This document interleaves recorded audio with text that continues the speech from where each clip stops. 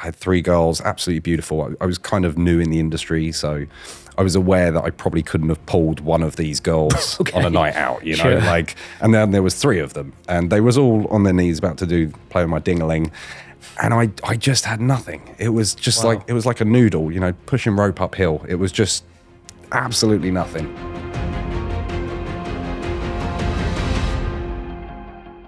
Welcome to this episode of Extraordinary Lives, the LADbible podcast. And today we are joined by Danny D. Danny, welcome to the show. Thanks for having me. Great to have you here. Awesome to be back. And if you could just, to anyone watching or listening, give a little introduction to who you are. My name's Danny D. I'm an adult entertainer, I suppose, a porn star, I suppose people would call it. Been in the business for just over 15 years, I think.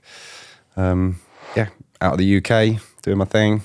That's pretty much me. Okay, great. Well, let's get into it in a bit more detail, because I suppose for a lot of people, your job probably looks like, to a lot of young men, a dream job. And one of the things I think a lot of people won't know is how you actually go about getting into that. Yeah, I mean, when I got started, completely different to now. Just back to as in technology times, you know, there wasn't sort of Twitter and stuff. I think there was one forum when I started, which was like an adult producers forum. Right. When was that? 17 years ago, I think. I was like 18, so I was super young, super new. And it was a lot difficult back then. There was a lot more productions, as in Television X and TV style, Playboy TV. It was just quite difficult to get started, really. So you kind of had to get yourself out there, find a girl that would kind of work with you, things like that. But and was it something you were trying to get into? Like, did you know you wanted to go into it? Yeah, I actively tried to pursue porn. I say it was quite tough to get into. I did a few solo shoots and things like that to kind of get started. And my original start was to go to swinging clubs, and that was kind of where the idea began, if you like. I went to a swinging club when I was like 18, mainly to see if I had the confidence and could do it. And some guy asked me to have sex with his wife, and offered me €50 to film it. €50. So was this not in the? It was here, but they lived in France at the time. Oh, okay. It wasn't just that. So I ended up shooting with his wife, and they offered me to go and shoot in France with them at their home, and paid me like €50 or €150, I think, to travel out there and shoot. Wow. And that was kind of the idea began. You know, it was like I could get paid for this. And was that? I mean, at that age, was that not intimidating?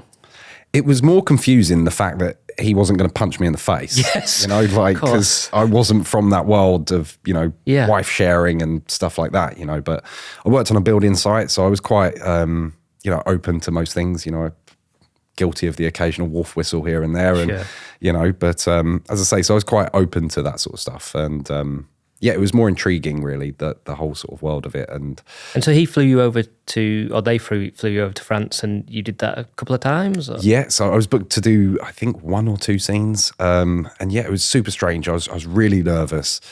And I flew there, met the couple, was staying at their house with them and stuff. And I remember we just drove out to some like woods or something, and we shot a scene out there and at the back of the car, and he gave me the money and was like, oh, you know, that's it. And I was just blown away, counting the money, being like, this is amazing. Like, you know, this is a thing. And then he was like, yeah, if you want to do it again, let us know. And I was like, yeah, I'm good to go. And we kind of just shot another one there and then. And oh, wow. What? Yeah, because literally 10 minutes after, I was like, what, you'd pay me every time that I'll do that? He's like, yeah, I'll pay you each time. So I was like, cool, let's go again. Like, and that was the kind of the start of transaction, if you like, money for sex. And that was when the kind of idea opened of, actually, this could be a viable thing for me. So how do you, as a young man that doesn't know how the industry works, how do you transition a man that you've met in a swinging club from France to a profession? So a lot of just networking, really, trying to, as I say, there used to be a forum back in the day, BGAFD or something. But yeah, there was some forum that used to go on there, and I could then post, you know, I've done this work for this company. I then had photos or screenshots of video footage of me working with a female to sort of show to other producers that, you know, I could do the job, if you like, albeit that I'm new. Then I had some sort of CV to be able to promote myself and message other performers, other talent, producers and stuff. And this is a weird question to ask somebody, but you know, this is what we're going to be talking about.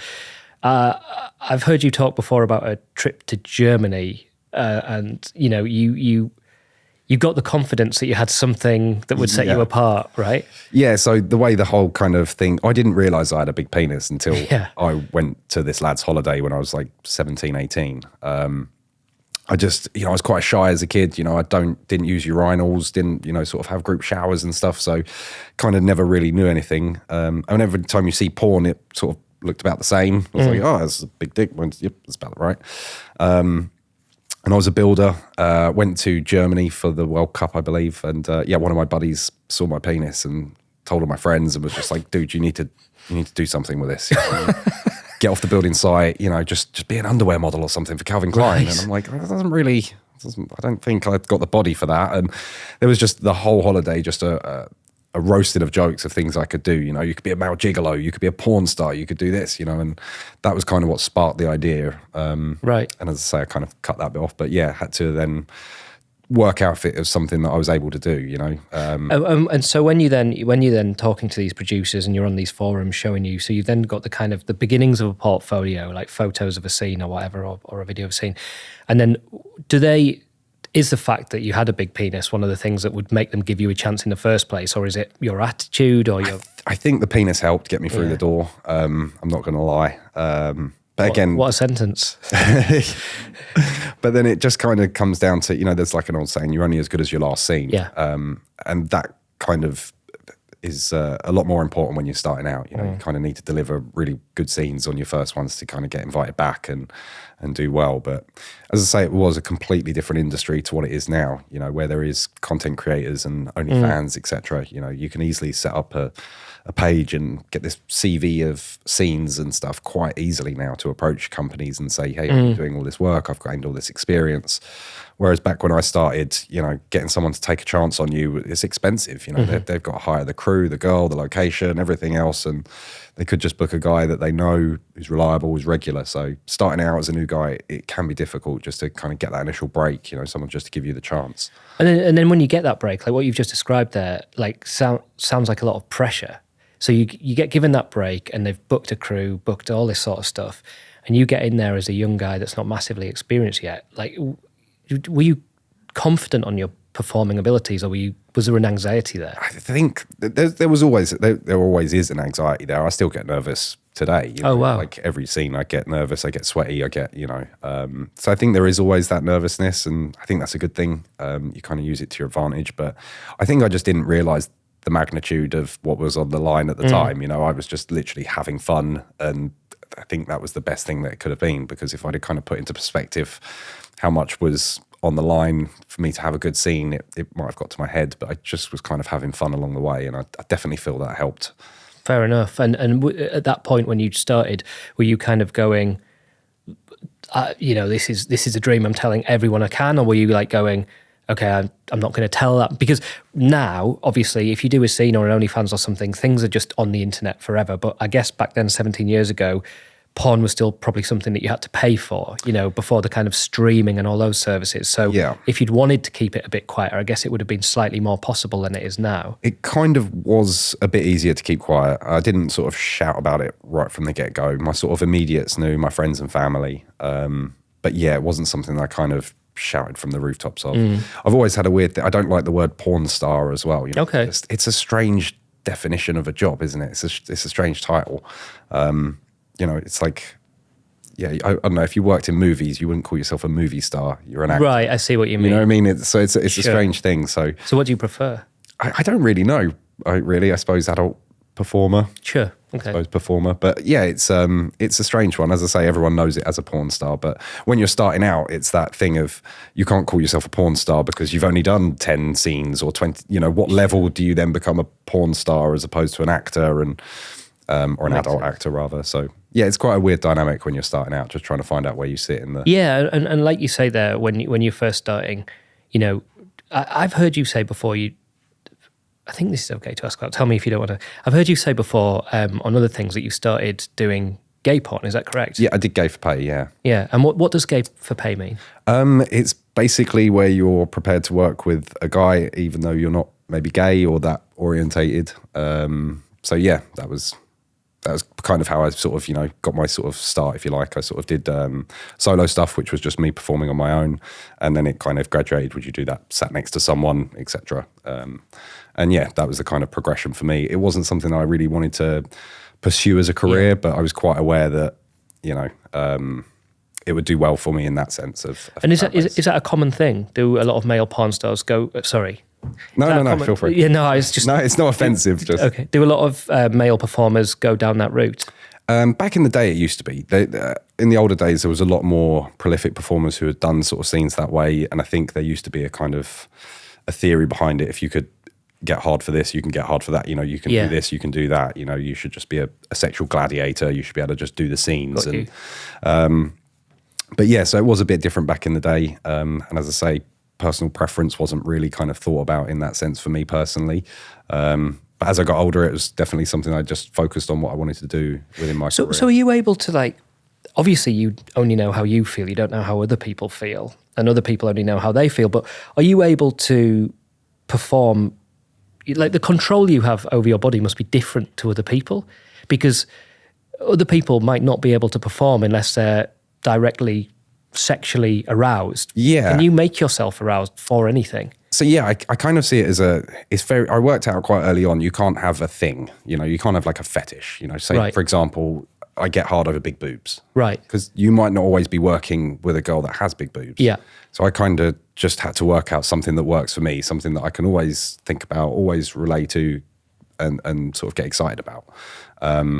So for me, yeah, weirdly, I went for protruding bone because everyone has bones, so it doesn't matter. You can always find it in the wrist. There's bones in the wrist or in the ribs or the hips and things like that. So if I kind of feel the body and I feel them sort of parts of people, I find that works for me. Wow, that's fascinating. It's strange, but it's something that everyone has. So you can just apply it to any scene? Apply it to anything, really. And did you train yourself into that, or was it just a natural thing you like? I think it just sort of happened. I think I felt someone's hip once and was like, oh, that feels nice. And then it kind of developed onto the rib. And I was like, oh, yeah, you can feel that there. And I think, just trying to find something. Because as I say, I've been in scenarios where it hasn't worked. I haven't had a fallback thing. I remember one scene I came very close to failing. I had 3 girls, absolutely beautiful. I was kind of new in the industry, so I was aware that I probably couldn't have pulled one of these girls on a night out, Sure.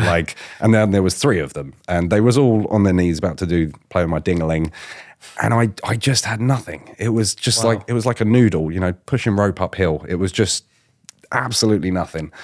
And I was just inside my head going, come on, buddy, what are you doing? This is a dream come true. Why? And I just got so nervous and I thought myself out of it, and once it's in your head, it's in your head. Because now all you're thinking about is, oh God. Yeah. What do you do in that kind of situation? Just take a break. Best thing, rather than just persevering for it and the noodle penis just flop around, just take 2 minutes and just say, cool, just need a minute. Just going to get some air, have a sandwich, whatever you need to do, and then just refocus rather than persevering, trying to be like, it'll be okay, and in that case, it was okay. Then. Yeah, I think I took about 10 minutes of struggling and realizing, crying inside before I was like, just give me a minute, and then come back to the scene. And do you feel I'm not sure if you've had that happen many times or that was the only time, but could you feel a sense like a mounting tension in terms of? Of course, yeah. It's a horrendous place to be as a male performer.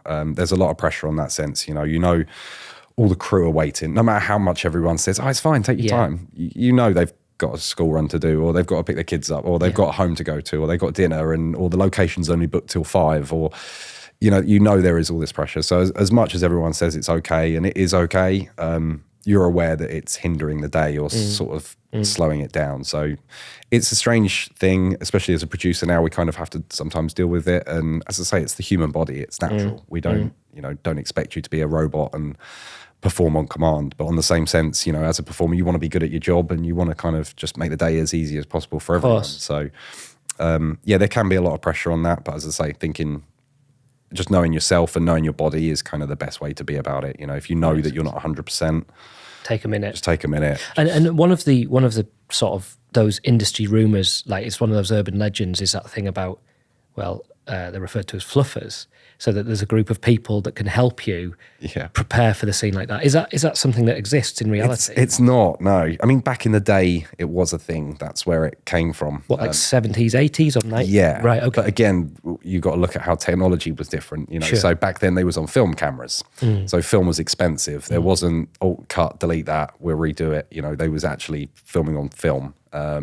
So the guy had to be ready. You know, there was a saying, waiting on wood. And it's the same thing, you're waiting on the guy, you know, so they just needed that guy to be ready to go. So when they got the cameras all ready and set up and running to speed, they would have a fluffer on the wings, getting that guy prepped, making sure he was A-OK so that the main star's makeup wasn't getting affected or anything. And then they could just go ahead with the scene. But obviously now things have changed. We have digital cameras. We don't shoot on film. We're able to just cut. We're able to delete. We're able to restart. So yeah, fluffers aren't really a necessity or a needed thing anymore. So fair enough. But as fun as it would be just to have staff just to suck penis, that would be amazing. Sure. It's not a thing, unfortunately. And what about the opposite side of the story you've just told us? So, you know, on one side you're saying there about the noodle penis, but what about the opposite side where presumably, you know, I don't know how exactly it works, and I'm sure you can enlighten us, but if you've got a scene that you're doing, presumably there's a series of things that you want to get through. What happens if you are halfway through that and you're like, oh God, you know, like... Premature. Yes. Yeah, again, can happen. You can get overexcited or overzealous with yourself. But again, it's just taking that moment. I think when you do this as a job, you can kind of start to learn a lot about your body. You can learn signs, techniques, or things that kind of maybe give you an influence that you're about to prematurely ejaculate or something. And a lot of it's just distraction. You know, for me, if I'm doing something that feels good and I feel like I just stop doing it. You know, it's just don't keep doing the thing. So just change it up. And, you know, when I first started off, I'd be like, okay, cut and walk off the set. And then that would kind of stop it happening. But then I've realized as I got a bit older as a performer that now that means we have to go all the way back to that position. We have to then continue and then go back from that. Whereas if I just move to something else, you know, say maybe change my positioning or go down on her or just change the whole element, we don't have to make a hard cut. We can keep the scene flowing. It keeps more passion in it. It keeps the scene flowing better, and just keeps the performers into it, but it just gives me a minute to calm down on what's actually exciting me. Tricks of the trade. There you go. And usually when people sleep with each other in society, unless it's a kind of one night stand thing, there's some kind of emotional connection going on. So when you're a young lad and you're meeting these, you know, as you described, beautiful women, and you're sleeping with them, at the beginning, was there ever any confusing feelings of emotion in it? Or from the beginning for you, was it like, it's a separate thing? It was quite separate. And I think, again, when you sort of see it in your head, you know, the only sort of reference point you have is when you've had sex with someone in the normal world. And generally there always is some sort of connection, some sort of emotional connection, even if it's just you fancy the person. When you go on to a porn set, it is quite sterile in that fact. There isn't like, you know, there's banter and there's humor, but it's not like a flirty vibe. You know, we're not here on a date. You know, that's quite clear that it is quite a professional thing. We're here to make a product. And although there is chemistry within the scene and there is passion and stuff on the day, it's not set out like that from the get-go. You know, from the morning, there's not a flirty bit of banter with the girl. So it sounds cold, but it does feel a bit more transactional rather than just like if you met someone at a club and there's a bit of a chase element to it. Okay. So where that chase element's kind of removed, it is kind of a level playing field. You kind of both know what we're here to do. You both want to give as best as you can. So yeah, there is less confusion in that sense. That makes sense. And does that follow on to, like, you know, when you see scenes where there's group sex going on, the way the piece is created is to make it look like it's this thing where everyone's having this fantastic time, all enjoying themselves. But actually, for the performers, is it much more like does it feel like a job? At times, it's a weird one. Sometimes it feels like a job, and sometimes it's the most amazing job in the world. It doesn't feel like you're working at all. And as I say, in the group scenes, there's different ways of looking at it. You know, there's a benefit of actually you've got to do less work because there's more performers. The camera can only film a certain amount of stuff at once, you know, so there's more people to take the edge off. But on the same terms, there's more people that you've got to interact with. And as I say, you can kind of just flow with them each scene, you know, sort of see where it takes you. But And then with the previous piece where you were talking about that the emotional distance was, clear from the beginning. What about the other side of it then? So that's the professional side, but in your private life, at the beginning, was it hard to form relationships outside of work based on what you were doing? Yeah, it is quite hard to have a relationship, or there has to be a lot of understanding, a lot of communication, a lot of trust. Maybe when I was younger, I probably wasn't the best at being as open and honest as I should be. And I think the longer you're in the industry and have relationships within it, you learn more about yourself, and relationships and honesty being the key. And I'd say, yeah, it can be difficult to date. I'd say when I first started in the industry, I found that I could, I could get sex, for example. Someone would be happy to sleep with a porn star just to tick it off the bucket list, or put it in the girls' chat, I did this, whatever. But they wouldn't want to go to the cinema with you or have a date, if you like. They wouldn't allow themselves to sort of fall for you or go in at that sort of romantic level. So that kind of was a bit difficult at the start, but I think just knowing why you're in it and what you want to do and remaining happy and true to yourself kind of. So I guess at that point, your desire to be successful in that industry was overruling.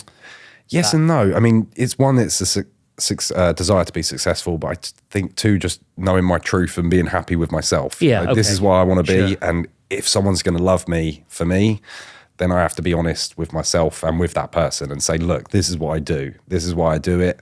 It doesn't necessarily mean I'm cheating on you. It doesn't necessarily mean I'm fucking everything I want, but this is my career. You're more than welcome to come on set and see how sort of cold it is at times and sterile it can be. It's not what people perceive.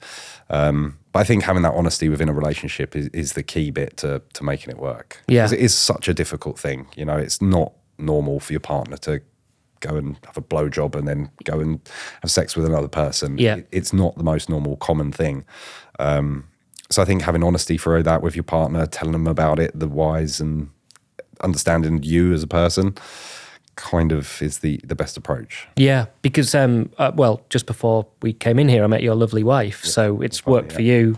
That's it. It is a case of being honest. And as I say, we won't lie. There's difficult times to it. There's parts where, you have to kind of really, be open and honest with each other. But for the most part, as I say, I think you can clear a lot of stuff before it becomes an issue. Yeah, I mean, every relationship has difficulties as well, doesn't it? Of course. And I think that's it. It's just with ours, there is that added element of having sex with someone else today. Yes. how you bring that into play. But yeah, sure. Okay. As you're progressing through the career, one of the things that is often said is that there's more women than men, because there's more heterosexual male viewers of porn than any other demographic, I believe, is what I read. I don't know if you would agree or disagree. But I believe so. Yeah. Would you say that the power dynamic in that industry do the women have more power based on the fact that the men are more disposable or not? See, it's a difficult thing, because I'd say there's more women come through the industry, and guys, there tends to be less of us. But again, a good guy kind of stays around for longer, has a bit more longevity. And I think it's just literally because no one cares. No one cares about the guys, right? No one really is watching porn for the dude. I'm sure there is a few, but most of the time they're there for the girl. So I think for the producers' points or the fans' points, as long as the guy can deliver his part of the deal, they don't really care too much who he is. Okay. And the girl obviously changes like flavors. It's like ice cream. People want to try different flavors. They'll have a flavor of the month, and then it might change. I think that's why you sort of see a rotation of girls and stuff. Some make it and will obviously be around for a number of years. And then some sort of kind of come and go. But with the guys, I do find once the guy kind of breaks through, he sort of stick around for a few years, That makes sense. So as you start to get more successful in your career, at what age did you tell family members? I told my family straight off the bat. Yeah. Have you always had quite an open discourse with them? Yeah, always.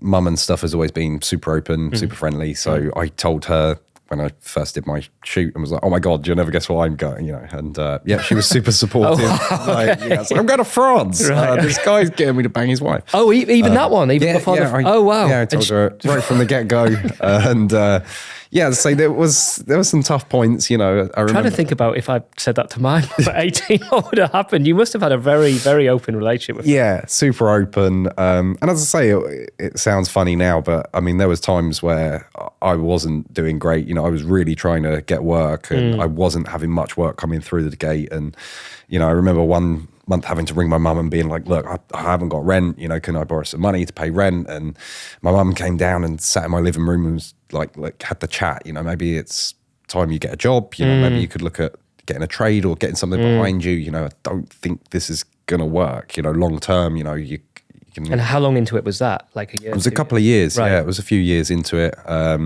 So yeah, it was a struggle, it was tough to get through. It wasn't, and I remember just sort of being so confused by this. I was just, why would I? No, I'm not stopping. Like, that's ridiculous. Like, you're wrong, and as I say, it took a lot to keep going and sort of make it work and pay.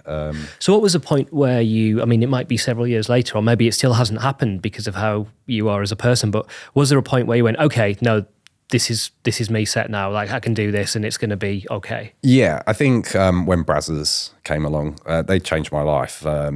They're an amazing company to work for. And when they came, they kind of put, a real stamp on what we was doing, really kind of gave me the sort of push to work for the best companies, do the best I could do in my performing and stuff like that. And I'd say that was when it changed. That was when I really had okay, this is cool now. They got me a visa to work in America. Wow. Took me to America, took me to Vegas, LA, all over the world, Argentina, just countless places and countries. And that was when I started to see the cool element and was like, oh, wow, okay, now this is a viable life choice. So were they just a production company or a management company? So they're a production company, yeah. A large website who basically contracted me 10, 11 years ago now. Mm-hmm. And when they came along, it really changed. I'd say that international travel, working with new crews, bigger name girls, things like that was really where it elevated, especially from being from the UK. Obviously, there's a lot larger industry in the US. So for me, when they kind of came over and scooped me up, that was when I was like, oh wow, this has got a bit of legs now, Hi guys, it's Connor here from LADbible, and we're taking a quick break to talk about this episode's sponsor, our friends at Manscaped. Manscaped are here to save us because it's Father's Day just around the corner. I've got to be honest with you, I haven't sorted anything out for Father's Day yet. It's always a nightmare knowing what to get my dad. You look around the shops and it's the same stuff every year. Socks, whiskey bottles, golf balls, the same stuff you get everywhere. So this year, Manscaped has got the total package for the father figure in your life. My dad isn't getting any younger, and with age, of course, comes hair in all the wrong places. I'm talking nose, ears, everywhere. Dad, I love you, but you've got to keep on top of it better. Which is why I'm looking at the Performance Package 4.0. The Performance Package 4.0 comes with a lawnmower trimmer to level up the grooming routine. There's also the Weed Whacker 2.0, which is especially designed for nose and ear trimming. And in the package you get deodorant, toner, briefs and a travel bag too.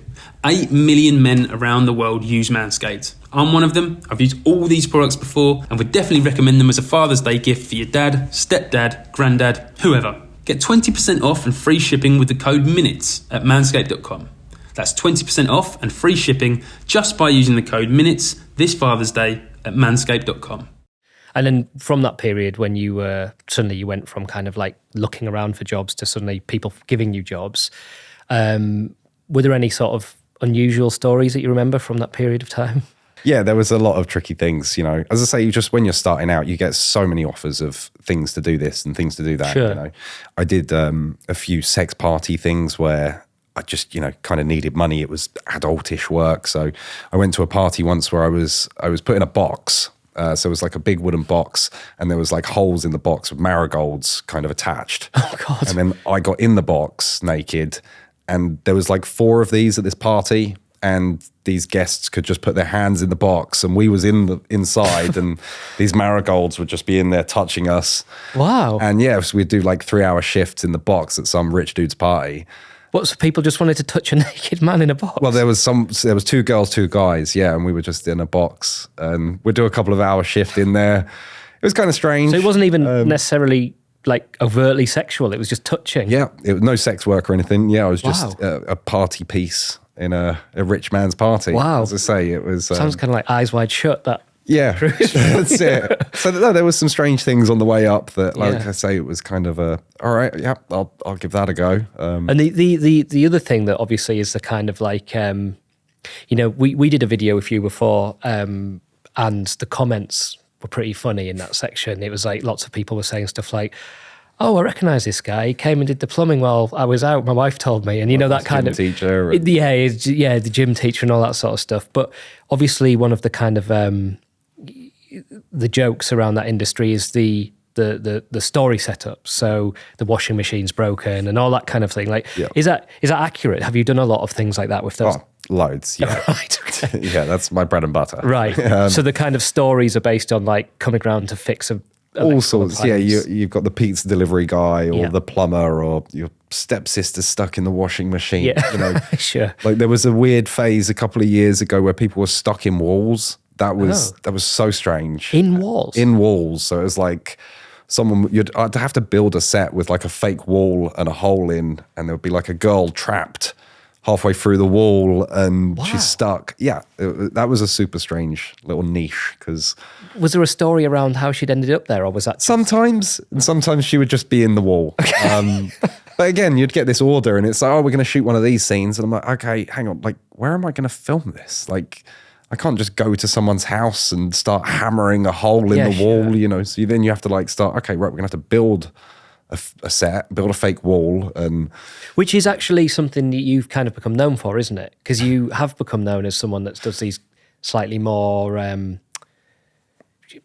interesting and complex stories and set builds. I try and do the bigger builds, and the more interesting plots and stuff. As I say, the bread and butter of the, pizza delivery guy or the plumber or whatever, that's kind of that's always there. But yeah, we try and do a big featurettes or big production series type things that follow. And you showed me some pictures of it on your phone before where you'd built it was basically like the inside of a spaceship. Yeah, it was amazing. Like basically anyone I bumped into for the last couple of months has seen pictures of that spaceship.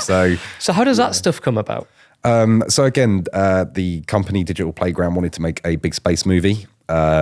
And then we worked out a script, basically what they wanted, and then we had to produce it. So ended up shooting in a nuclear bunker and a few other cool locations. And then we basically have to put it together. So couldn't find a decent spaceship, so had to build one. Thankfully got a studio so we could start building, but it was a labor of love. I think it took me just under 2 months. Wow. And you were building it over Christmas, you said. Building it over Christmas, yeah. My partner was not happy on Christmas Day when I was like, "Kid's done with all the, do you reckon I could just nip down to the studio for a couple of hours?" It was like, "What? No, it's Christmas Day." Like I was like, Boxing Day. But yeah, it becomes obsessive. It's something that I really enjoy the building side of it. Just kind of being creative with no budget is really fun. So do you enjoy the scripting and the story as well?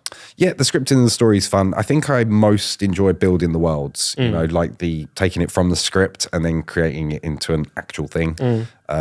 Whether that's working out where we're going to shoot it and using the back of a kitchen or a nightclub or something to be some area, or whether it being building a full spaceship and trying to build a hibernation chamber or whatever.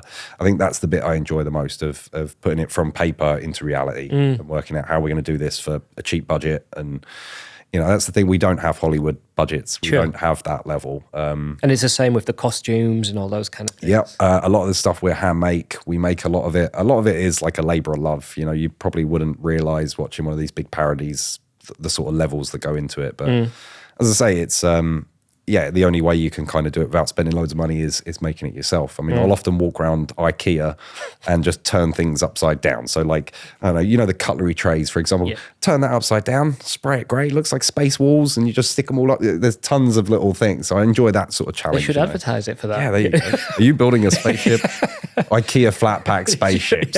Can you imagine? There you go, yeah. It's 17 men to build it, 4.5 years. And do you have any issues with, so usually in films, obviously what they do is they'll have, say, when you're talking about you told me before about a dystopian future one you'd done, and we're talking there about a sci-fi one, and obviously you've got aliens and creatures like that, but does the nature of your work make it more complicated? It does. So there's obviously legal restrictions about certain elements of sci-fi and fantasy. So that's something that you often have to play into into your films. Any more details on that?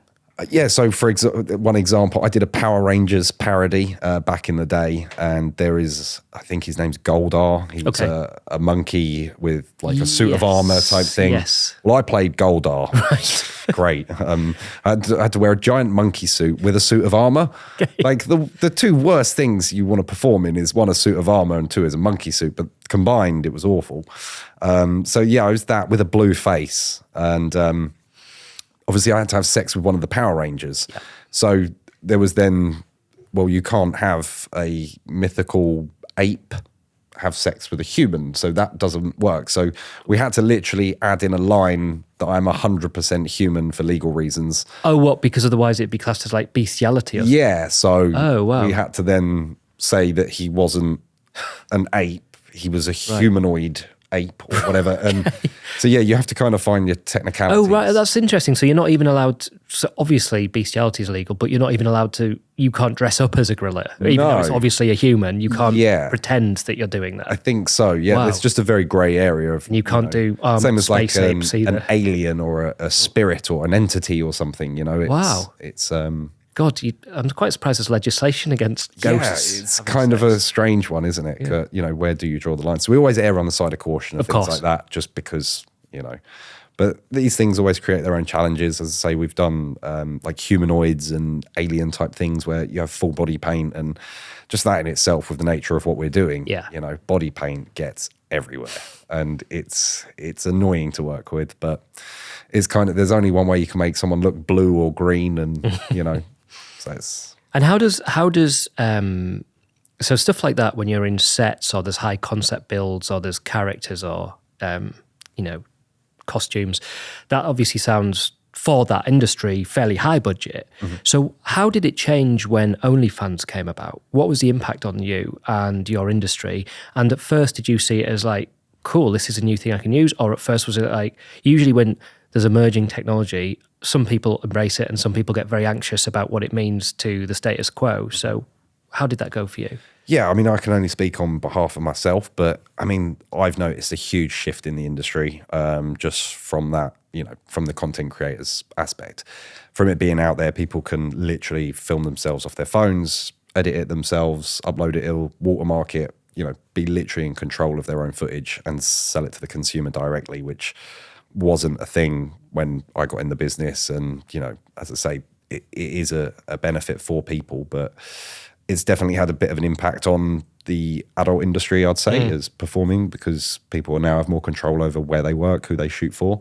And I notice more people use it as a promotional tool now. Mm-hmm. They'll kind of come and shoot for a bigger company maybe to promote themselves and their brand rather than just their OF page. It's to get their name more out there. I see. So I definitely think there's a good aspect to it now, people using the adult industry to market themselves on their own platforms. But yeah, as I say, in terms of the production values, I think it's horses for courses. You know, the people that want to watch the big storyline stuff are always going to want to watch that big storyline stuff. The people that are looking for the cookie cutter bullshit of, you know, stuck in the washing machine, they're always going to find it. And I think if you want that more one-on-one interaction with a performer or with talent, that option's now there, whereas it used to be sort of webcamming based, and you could kind of get that real element of real-time interaction. Now with platforms like OnlyFans, the consumers can get that whenever they want it. So I think it's just given more variety to the industry and to the consumer. The consumer can now decide what type of porn they want to watch and what they enjoy. Whereas... And is OnlyFans open to, I mean, I know it's open to, but can male performers have success too? Like, are you on OnlyFans? Yeah, I'm on OnlyFans. Yeah, I have great fun on there. And again, it's a great extension for me to be able to work with my job, if you like, you know. So there is certain scenes, you know, as we were saying, with the storylines and elements, and they're super fun to do. But sometimes there is a cool just connection. And you can just have that raw chemistry, no storyline, no acting, and just that fun sex element for 20, 30 minutes. And I do enjoy that element that kind of, you don't always get with professional porn, just because there is so much more involved and story-based. And even during the sex, you might be trying to remain in character, you know, and just come up with funny one-liners or something that your character may say, you know. Do you ever get like, because with OnlyFans, we've talked to a few people who've done OnlyFans, and one of the things that people often say is, in general, the the feeling is overwhelmingly positive. But one of the things people sometimes say is that because there's that direct pay transaction going, like where there's somebody paying you directly and you sort of know who it is, sometimes there can be a bit of a confusion from some of the customers in terms of they think there's a stronger connection there than there actually is. Yeah. Yeah, I can see that. And I think, again, it's how people buy into it, and I think it's more down to the interactions that they have rather than the sort of the transfer of cash. Okay. I think they're able to have a conversation with someone at all sorts of hours of the day, whereas when you sort of join a subscription-based site, you know, the video is released once a day or once a week, whatever it is, and that's kind of your interaction with the site, unless you go on a forum or on something. Whereas even if they're on OnlyFans, if they're sending you a video, it comes with a little description and a note and something personal. I was out the other day with my friend and did this, this, and this. So I just feel that you grow to know the character more. Sure. You know, you kind of get an insight into their life. But is it not, that must be quite invasive to you, because if you are doing stuff through a company like Brazzers, it's all set up, they're planning it out for you, all that sort of stuff. If it's OnlyFans and someone can message you at whatever time, whatever day from any country and say, if you do this, I'll pay this amount, is there not that sense of that you have to be always ready to just go, actually, if I just do that, I may as well just do that, I may as well just do that? And I think it's a really good point, you know, because you can burn yourself out. And you see it a lot. People will be on it, you know, on it, and then you burn out. You don't want to even open the app anymore. And I think it's really important to set boundaries for yourself, set working hours. Some people do, the fans sometimes might request a lot, you know, they kind of expect, well, I paid for this last night, or why didn't you answer? You know, I'm paying my membership, and it's like $4.99 a month. Like you don't own a person for $4.99 a month. You know, that you can't expect them just to be on there 24/7. So as I say, I think setting out, it's a difficult dynamic, because sometimes the customer might try and push you a little bit to get something. But I think you just have to be quite firm with yourself and say, look, I'm going to stick to working hours. You can't take the piss. You know, you can't let someone just wait 3 weeks to get a response on a message. But I think it's both sides. You know, we have to understand that the user doesn't want to wait days and days for a response, and the user kind of has to respect that we're probably not going to be living on the app for 24 hours a day. So I think if there's a nice balance and you can manage that or self-manage that, it kind of keeps you in a bit more of a better mental state to continue longer rather than burning out. That makes sense. It's actually a very similar story to the one that we hear from, you know, social media creators in terms of just you can always do more and more, but if you don't keep an eye on it, you'll suddenly hit that point where you can't bear to do anything. Yeah. So in general, OnlyFans for you, you'd say has just been a positive?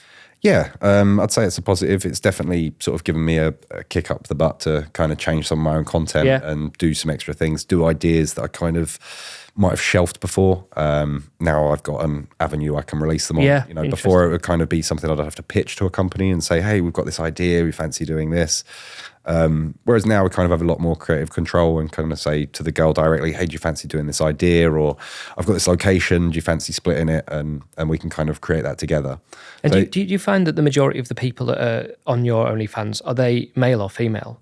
mine's predominantly male. I have a small female fan base on there, but it's mainly guys. So is it because they like you, as in looking at you, or is it that they're asking you to do things to a female performer? I think a lot of it's because of the girls. Right. So obviously if you follow a girl's page, you follow that girl, you get all of her updates. If you follow a successful guy or a regular guy, he works with all the different girls. Yeah. You get a lot of variety of different chicks with that following the dude. So it might kind of seem strange, but yeah, I have a lot of straight guys follow my page, which kind of seems strange that a straight guy would follow a male porn star. But when the logic of it and like they explain is, well, no, because on my page, for example, I give out one free video every week. So, there's every week they get a new girl, and then they can request other girls on Twitter and etc. and tell the girl to shoot with me. And it kind of just creates a bit more of a community. That makes sense. All right, I'm going to change direction a little bit. And basically, when we did the first video with you ages ago now, you told the story about being in Germany and someone seeing your penis and it being massive. So afterwards, the crew had a look, and I can confirm it is very big. So could you make all the men listening and watching feel a little bit better by talking through some of the problems with having a giant penis? Oh, brilliant. Yeah. This is one that no one ever wants to hear. Okay. Right? Well, no one ever cares about big problems. Big problems is a real thing. So in America, mainly, I'm going to start there. If you've been to America, they have different toilets. Right. Now, their water level, for some reasons, it's really high. Now, this is the biggest gripe I have. We still get it here, but when you sit down to go to the toilet, your penis sits on the bowl. Right? Now, in England, right, just say your missus has just bleached the bowl. Oh. Yeah. Now, I'm sitting on all that. I have to hold it up. So if I sit down, I have to like just pinch an inch and then hold it up. Otherwise, it just kind of sits in the bowl. And in America, they have a high water level, so it just sits in there floating around. Oh my God. It's not nice. Right, yeah. Getting better already. Sometimes you can sit on it if you don't like adjust yourself properly. This is really embarrassing, but they sell these pants, right, for people to basically lift their package out, make it a bit more, presented, if you like. But if you have a larger bit, it works as like a little kangaroo pouch, and I can just keep everything in there. And I put them on as a joke and realized that these are actually pants for people with big penises. Right. It's the most comfortable thing I've ever seen, but you can't wear them out. Okay. Because it just presents everything here in a little bundle, But so it's just for loungewear. Loungewear. But again, more to the point is pants can be an issue, boxer shorts. If they don't have a little pouch or some sort of area to swimming trunks.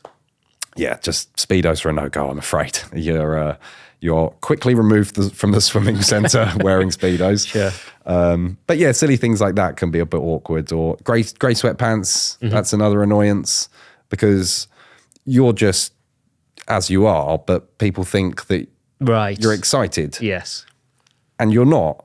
And there could be scenarios where you don't want people to think you're excited. No, of course. You're walking through Centre Parks or something and everyone's like, oh, look at him. And you're like, no, I'm completely relaxed at the moment. So yeah, there are a few little big problems along the way. Okay, fair play. And then, changing direction again.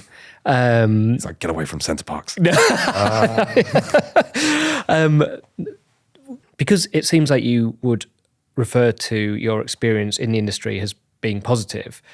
Would you tell people if they came to you and said, or family members, for example, young family members or whatever, and said, obviously 18, 19, and said, oh, I'm really interested in it. This is what I want to go into. Would you advise people into it because you've had a great experience? Or are there areas where you'd go, look, you need to think about this properly? It's 100% something you need to think about. Right. This is not something you jump into. I personally wish I didn't start at 18. I think it should be 21. Right. I think you should just have a couple more years to become wise and just know what you want to do. It does cut off a lot of stuff and restricts a lot of stuff. For example, you can't go and work in a school afterwards and things. There is certain restrictions. And I think it's just something you need to be very aware of, that it will be there for the rest of your life. You put a nude on the internet or a video on the internet, it will be there. As much as you think it, people have to go on the site to find it and all that sort of stuff. It comes out, people will send it, and it's definitely something you need to consider because it will have a wider impact on your life than what you think. So although my experiences have been really positive, there have been a couple of negatives along the way, but the positives far outweigh the negatives for me. But yeah, it's not a simple decision. I don't ever recommend anyone just jump straight into the porn game. I think it's something, even down to OnlyFans, you really need to consider the whole thing, implications, what it means for you, for your family, future job prospects, future children that you may have, future partners you may have.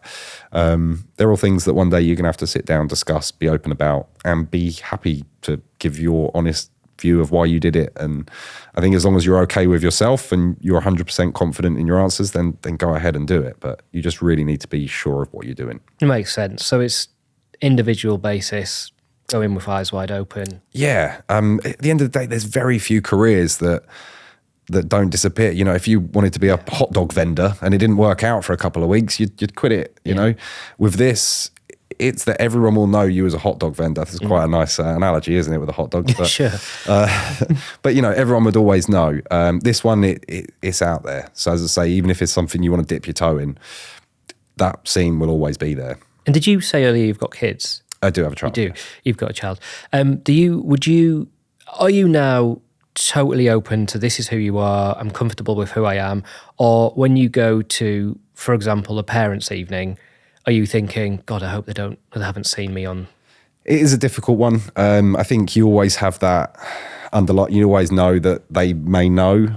It may be a talked about thing. But again, I think a lot of it's upon me, how I present myself, how I act in life and normal stuff can be, is the definition of it, but there can be some awkward times. I was in McDonald's the other day and some guy came over and was like, "Oh, sorry, I know you're all eating with your family and that. It's all right to get a quick picture." And it's like, it's cool, but like, now what do I say to the kids? Like, do you know what I mean? Like, just there's why does he want a picture with so it's what do you say in those kind of situations? Normally something random, or they like my car or something. But do you do the picture, or do you say yes, or do you say I'll try, it depends on the scenario. Yeah. If I can kind of get away and I say I'll meet you at the door or something, then I'll definitely always try. I never want to be on the same terms. There's just that a level and a time and a place. That makes sense. But yeah, I once told a story about a guy who recognised me once, and he told his wife that I was a reserve player for Dagenham and Redbridge, Right. which I thought was just it was so clean. It was so quick-witted, He's like, "Oh, Danny, is it all right to grab a quick photo?" I was like, yeah. Having a selfie with him, and his wife comes around. She was like, "Who's that?" And just as they walked around, he went, "Oh, he's a reserve player for Dagenham and Redbridge." And I was just like, "That's genius!" Like, Well, you just heard that as he walked off. And then he gave me a little wink, and I'm like, one, she ain't gonna know the first string of Dagenham and Redbridge, right? No one knows the reserves. It's like, it's genius, So, but I did have a guy the other week that came up to me, and I was with my kids, and he was like, "Oh, reserve player for Dagenham and Redbridge, mate. How's it going?" And I was like, "Yeah, I like that. If we could just make this a thing now, I'll just be the Dagenham and Redbridge guy. Easier for you. It makes it a lot easier." Fair enough. And I guess what's the future for you, but also what's the future for the industry? Obviously, there's, we've talked about OnlyFans, but there's a lot more immersive and emergent technologies on the horizon. There's AI stuff, 100%. There's filters, there's, Web3, whatever that means, but at some point people will figure it out, metaverse worlds. But where do you see, your industry in all of that? Adults always been at the forefront of technologies and emerging techs. Whether we look at, down to the DVDs, VCRs, all of that sort of major plays have always kind of been influenced by adult. And I think wherever technology decides to go, porn's always going to have a toe in it. When we was looking at VR and all this sort of stuff, there's always someone trying to do a bit of adult out there with it. I think adult will literally emerge into any new space, whether that's Web3, metaverse, VR, AI, whatever. Humans, we have this weird obsession with sex and a curiosity to it. I think Chat GDP will be writing that erotic novels soon. It's all there. And I think people will always try and do things to use any new technology for their benefit. But I think eventually the ones that stick around, porn's always going to play a part, So they'll find a way to make it work. I think so. I don't think you're ever going to, eventually you may, but I think the current model of porn isn't going anywhere just yet. I think how we consume it might change. Things like OnlyFans becoming more, having more stars in their own right rather than just the companies. I think having these content creator programs where people can, get to know the stars and stuff. I think that sort of thing will be a lot better for the individuals within the industry. But ultimately, I think the industry will be just fine. I think they'll keep plodding along, keep emerging new techs. Keep along with it. That's right. Nice. And I guess one of my final questions, we've got a couple more, but one of my final ones is porn across the board, not necessarily in the UK, but across the board, America, UK, everywhere. There are places it has a bad reputation as being unsafe or, things like that. Where do you think that comes from? I don't know where it comes from, but it's definitely a thing. And I think maybe it's just a lack of education of the industry. It's like I say, people don't want to hear how great the porn star's life is. No one wants to hear how awesome that is. People want to hear the crap stories. Oh, they're drug addicts or this, that, or the other, or they was forced into it or coercion or it doesn't sell. I think with wider education, you kind of get more of a knowledge of how things are. And I think within any industry, there's charlatans, there's bad eggs in any business. And I think if we was to, do that to any industry, you can have the same. But I think porn isn't as widely spoken about. So it might be difficult to kind of get rid of these older, I don't know what I'm trying to say, these kind of stereotypes. Yeah, trying to get rid of these more stereotypes, views that people have. In your experience, has it generally been quite a safe industry for the performers, male and female. Yeah, it's only got safer and safer. I mean, now we have like a 20, 30-minute chat every single day with each new talent. Doesn't matter if I've worked with this girl 20 times. We'll sit down and say, what do you want to do? What are you happy doing? Are you okay doing kissing? I have a list like 2 pages long just of different sex acts of things you want to do, things you don't want to do. Everyone's in full control now. You know, it's, there's a lot of concentration put on safety of performers now. You know, we never want anyone to do anything they're not comfortable with. Want everyone to be happy, and at the end of the day, proud of what they're making. You know, it's quite a vulnerable environment. You know, you're putting everything out the line. You're stripped naked. You're the bear. You know, you've got cameramen, everyone filming you. It can be quite an intimidating environment. So obviously, we want anyone in that scenario to be as happy and empowered as possible. Makes to make sense. the best possible thing they can. And going back to what you said before about the technology in porn, adult industries will always be alongside any emerging technology. It's kind of a funny thing, isn't it, that the majority of people, all humans, no matter what their background is or where they come from, enjoy sex. And a lot of people like to look at other people having sex and with their friends talk about sex. Why do you think that as society has formed over the years, why has the porn industry become a taboo area and talking about sex has become a taboo area? Because you'd think if you were looking at humans on paper and you were designing society, you'd go, right, yeah, that's going to be a huge part of their how they interact. You know, nights out will be based around that and these kind of things. And you've got places like Amsterdam, where obviously with the red light district, and Japan where they have the soaplands and it's legal and it's unionized and all that kind of thing. Why do you think that in a country like ours and places like America or Europe, why do you think it's seen as such a taboo subject across all genres? It's a great question. I wish I had the answer. I think it's just not spoken about enough. I don't know why. Maybe it's because we're not sexy when we do it. You know, no one's sexy when they masturbate. Yes. You know, like not many people are sexy when they're having sex. Yeah. Like it's, I don't know. As I say, I think it's not a discussed about thing. If you look at just the amount of money the adult industry takes in a year, I couldn't even guesstimate what it is, how many billions. But if we look around the room and ask everyone here who's ever subscribed to a porn site, I'd be surprised if one person put their hand up. Like it's something you don't admit. And I'll admit it, I did, all right, I subscribed. But it's not something people openly talk about or even admit, you know, and say, oh, I did it. I think because there is a stigma to it, a slightly embarrassing thing. You don't want your colleague at work to picture you going home, pulling your pants down at the laptop and just throwing yourself around the room. It doesn't appeal as like, oh, wow, you're successful. You're doing all right for yourself, aren't you? It's seen as like the lonely thing. And even if you did it with your partner, you know, and I think there's a certain stigma attached to that. There's a stigma attached to girls maybe enjoying pornography for whatever reason. She could be deemed as a whore or something just because she watches porn. Like, it's ridiculous. Like, you know, and I think the more conversation there is about porn, the better. I think too many people where it's not spoken about can see porn as like a reference guide. And it's really not a reference guide on how to have sex. Right. You know, but I think the more, if you actually spoke to a woman about that, she would probably say, yeah, I don't want you to do any of that to me. Do you know what I mean? But for a guy, we watch porn and we're like, oh yeah, she's loving that. She's probably not, you know, it's the actress. So as I say, I think more people speak about porn and sex and stuff in general, the better it is. The better it is. And I've got 2 more questions. One of them, and obviously I'm not going to ask you, it's a personal question, but as a ballpark, 10.5 inches. I already know that. I looked it up. But is it an industry people can make a lot of money in? You know, is it an industry that if people are successful in, they can be making 50 grand a year, 100 grand, 250 grand? Because I think that's one of those things that's not really spoken about, where people look at it and think, yeah, I have no idea if a successful performer will be in the top 1% of earners or, you know, the bottom 10% of earners. It's just not something that's really readily available. Yeah, I mean, you can earn all right money in porn. I think there is a misconception. People think we're like on footballers' salaries. I probably am on about a Dagenham and Redbridge reserve player salary. Okay. So I don't know what they earn, but it's probably about mine. But yeah, as I say, and again, down to the content creator programs such as like OnlyFans, that's changed the game.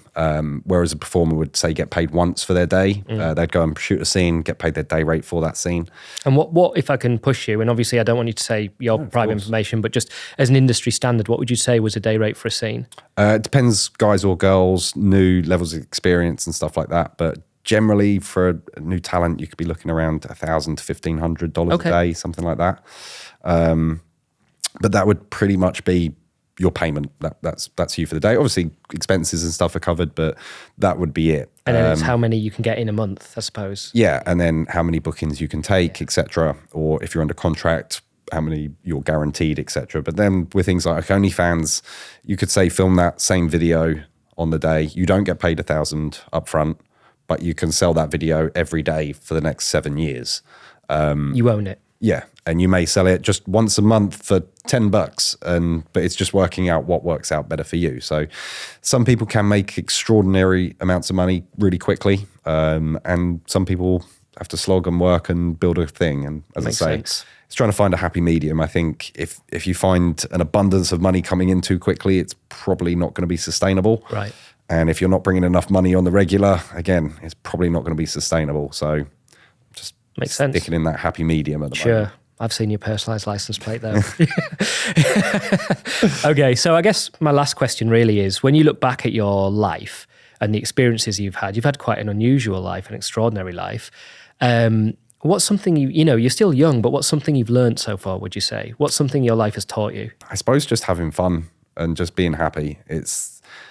I've had jobs where I hated and worked for Friday feeling, and that Friday feeling it's amazing, but there's something different about that. You know, when you go to work all day, all week, and you hate your job and you're living for the weekend, that's depressing and it's horrible. And I think the best thing I found was just enjoying my life, and I now do something that I absolutely love, and I have fun every day. I don't mind working weekends. I don't mind working any day of the week, and it's not about the sex. It's about the thing that I do.